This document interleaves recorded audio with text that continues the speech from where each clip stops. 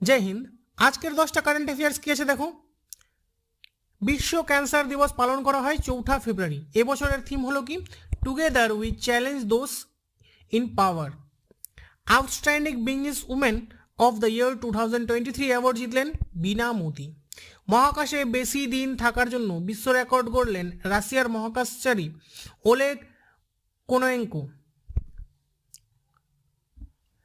2026 FIFA world cup final host করবে New York.